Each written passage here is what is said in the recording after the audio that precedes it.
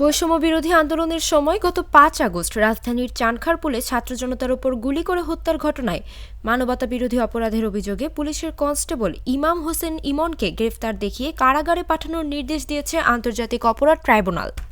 এ সংক্রান্ত বিষয়ে অগ্রগতি প্রতিবেদন ও পরবর্তী শুনানির জন্য আগামী ২৩ ফেব্রুয়ারি দিন ঠিক করেছেন আদালত। প্রসিকিউশনের আবেদনের পরিপ্রেক্ষিতে বুধবার ৫ জানুয়ারি মোহাম্মদ গোলাম মুর্তজা মজুমদারের নেতৃত্বে আন্তর্জাতিক অপরাধ ট্রাইব্যুনালে এ আদেশ দেন। আদালতে ওই দিন রাষ্ট্রপক্ষে শুনানি করেন প্রসিকিউটর বি.এম. সুলতান মাহমুদ, গাজী মনোয়ার হোসেন তামিম ও আবদুল্লাহ নোমান।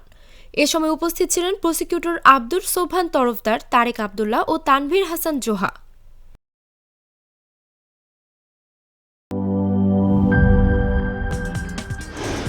কি boss, vital match, tough opponent, tension?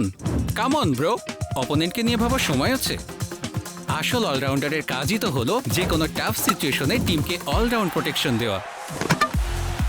Just like my টাইলক্স, যার অ্যান্টিব্যাকটেরিয়াল এজেন্ট টয়লেটের কোনায় কোনায় পৌঁছে ৯৯% জীবাণু ধ্বংস করে, টয়লেটের কঠিন দাগ ও দুর্গন্ধ দূর করে টয়লেটকে রাখে ক্লিন আর সুবাসিত। টাইলক্স টয়লেট ক্লিনার, ক্লিন মানেই টাইলক্স।